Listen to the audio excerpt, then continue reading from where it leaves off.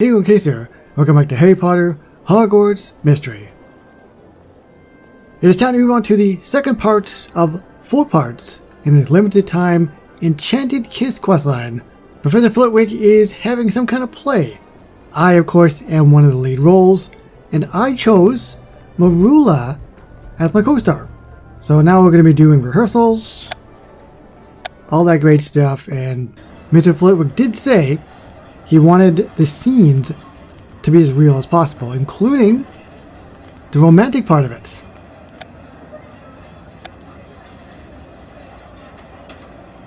Diego, thanks for putting a word in with Professor Flitwick. Because of you, I'm going to be sharing the stage with the co-star of my dreams. I'm happy to be of service when it comes to the matters of the heart. Speaking of which, your co-star asked me to speak to you alone before the rehearsal. Best of luck. Hi Merula, I'm so excited we're co-stars. You're the only person I want to perform such a romantic play with. I'm excited too, Casey. Like I told you before, you're the only one who doesn't make me chunder. And I thought we could just talk co-star to co-star before this crazy show. I figured you might be nervous. Nervous? About what? Don't play coy, Casey. You already told me you're afraid of acting in a romantic scene. I don't believe I used the word afraid. Wait, are you scared of confessing your true love on stage? Oh. Me? Scared? Don't make me laugh. The idea of sharing my feelings in front of all of Hogwarts doesn't scare me one bit. I'm a little afraid. You'll be great. I would be a little afraid, but once again I need those sweet points. You'll be great, Merula. You don't need to worry. Who said I was worried? For what it's worth, I think it'll be great too. Not as great as me, but still great. I'll take that as a compliment. I'm glad I can make you feel better. My job here is done. Whatever you say, Merula, we should get back to rehearsal.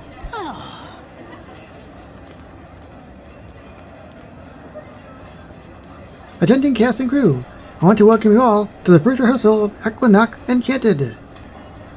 This play has been a labor of love for many years, and I am thrilled to see my magnum opus come to life. That said, a superstition arose after the disaster that was the fountain of the fair fortune. Oh. The wizarding theatrical world now believes that the show's name is ill fortune to speak out loud in rehearsal. That sounds rather ironic. Have you heard this before, Diego? It is a common superstition. As for it actually being bad luck, hard to say. While this belief sounds absurd, I strongly encourage that no one utter the words of ill fortune before the show night. Now, everyone take a moment to review your scripts before we begin rehearsal. Blimey, Flitwick is taking the superstition really seriously. Can it really be bad luck to say the fountain? Stop right there! You can't say the show's name unless you want bad luck to strike. As I can tell all my pupils in dueling, better to be safe than feeling sorry for yourself in the hospital wing. Diego, it sounds like you believe in this superstition too.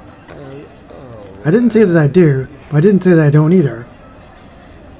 Let's find out if anyone else believes that the name of the other play is bad luck.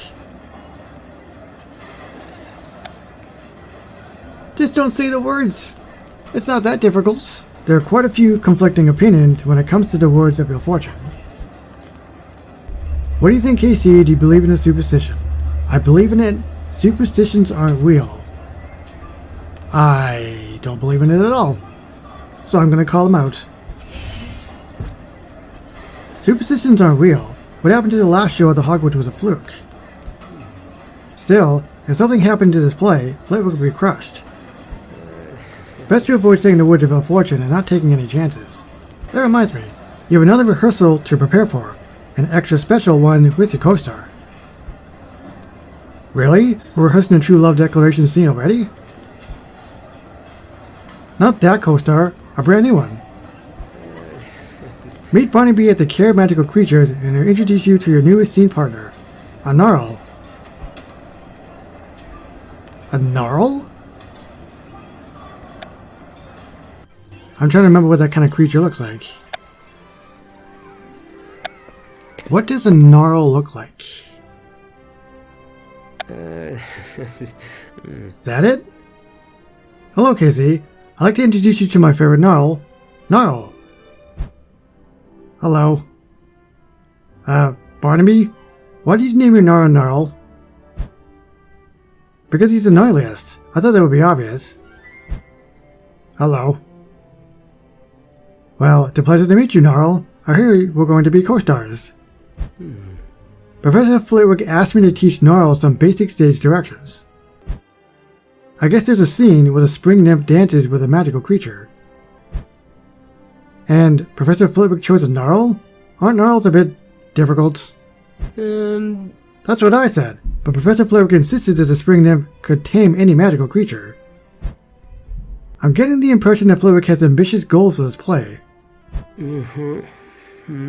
Teaching Gnarl stage directions is certainly ambitious. I'm not sure we can pull it off. All we can do is try. Let's teach this Gnarl some stage directions. Nah, man, seriously? Hello. Gnarl doesn't seem to understand the stage directions very well. He knows one direction, stay. He can stay in one place on stage and I can dance around him. Brilliant! Professor Flitwick can get the dance scene he wants, and Gnarl doesn't need to worry about acting. I think he's a little shy. Well, I'm honored to share the spotlight with Gnarl. The show is going to be special. I hope so, but honestly, I'm a little worried someone will say the ill-fated words and something bad will happen. Oh, that's only a superstition. It isn't real. You can't know for sure. What if the bad thing happens to Gnarl? I don't want him to get hurt. I'll protect Gnarl. You will keep him safe. I'll let him deal with it because I just have so much going on my plate.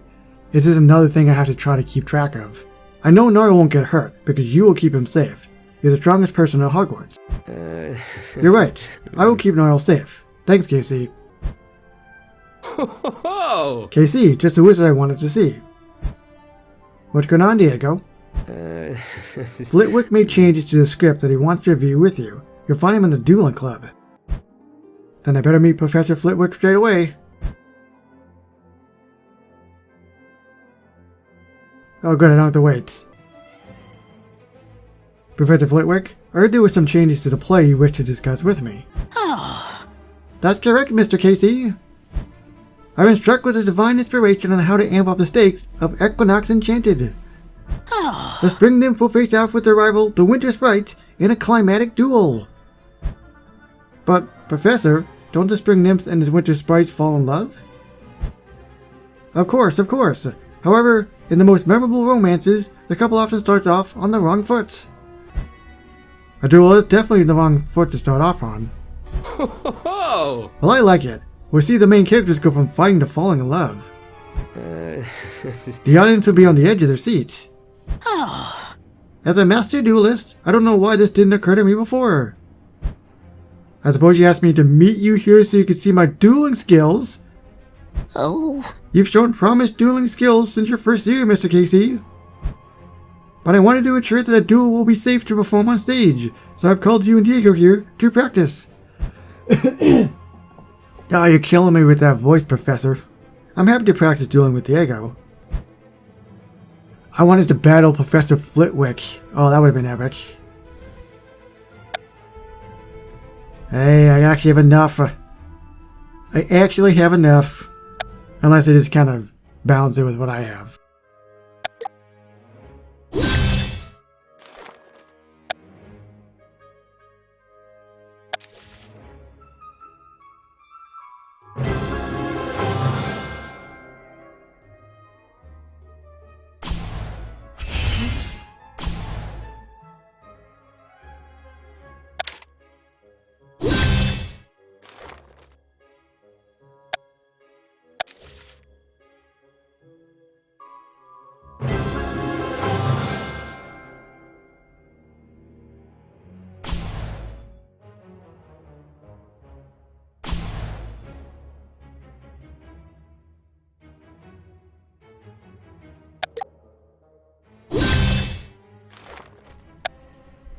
Well, this was pretty easy.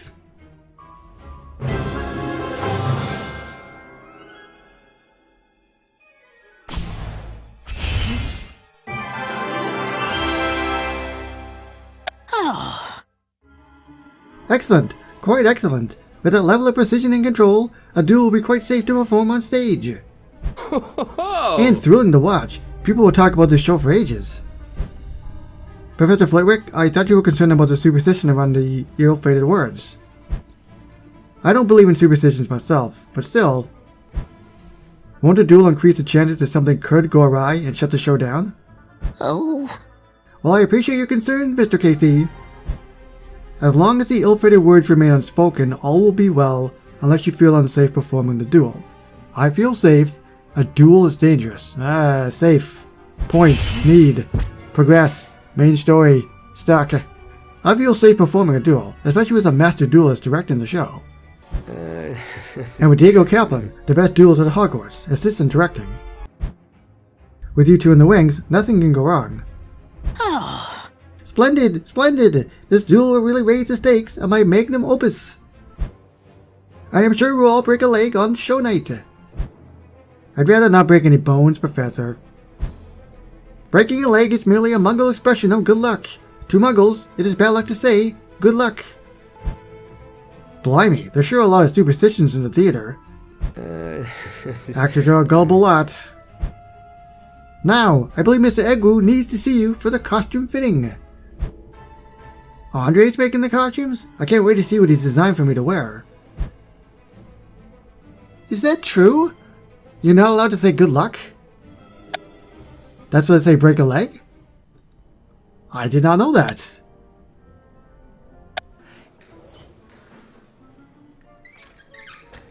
How could you misplace them? You said you'd look after them. I said I'd try my best to look after them, but a lot of homework and I got distracted. Hi Andre, hi Talbot. What seems to be the problem? The problem is I've been running around trying to find enough materials to make costumes for Flitwick's play. And I asked Talbot, my wardrobe assistant, to safeguard my costume designs while I was out. But he lost them. It sounds like an honest mistake. I don't think Talbot misplaced them intentionally. Precisely, Casey. That's what I've been trying to explain to Andre. That doesn't change the fact that they're gone. I'm a little surprised you're helping with the costumes, Talbot. I didn't know you had an interest in fashion. I don't. When Andre was overwhelmed by all the costume changes Flitwick wants in the show, I offered to help. Turns out I'm more of a hindrance. That is why I keep to myself. Trying to help was a mistake. It's never a mistake to try and help. I'm sure Andre appreciates the extra hand, especially since you're doing it simply because you care about him. Right, Andre? The curse breaker is right. I do appreciate your help, Talbot. With the stress of the show, I lost my head. I'm sorry. I hope you can forgive me. If you can forgive me for losing your costume designs. Perhaps the costume designs aren't lost? I can help you search for them. That would be brilliant, Casey. Let's find Andre's costume designs. They must be around here somewhere. You know, if they're just like under a table suddenly.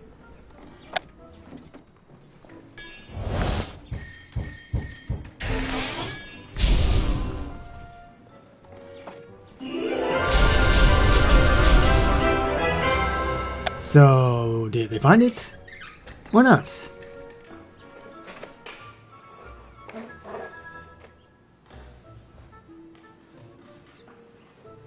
I found the costume designs. They were mixed in with this pile of scrolls.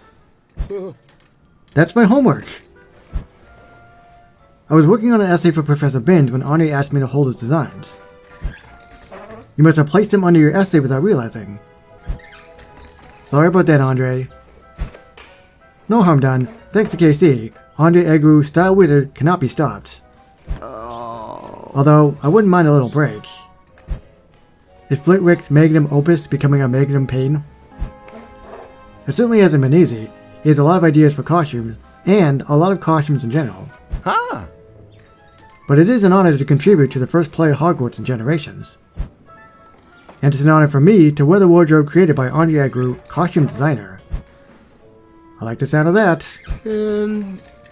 As the lead in the show, Casey, this must be stressful for you too. Are you feeling nervous about performing in front of everyone, especially since the play is so romantic? I'm not nervous. I'm a little nervous. Didn't we have a similar question to this earlier? Maybe not in this video, but in this whole update so far.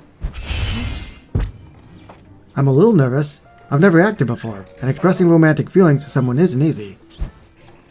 But I know I'll overcome my nerves in time for the show nights. Yeah, I'm sure you don't need to worry about catching a cage of stage fright. What's stage fright? Stage fright is what happens when you get nervous in front of a crowd. It can attack out of nowhere.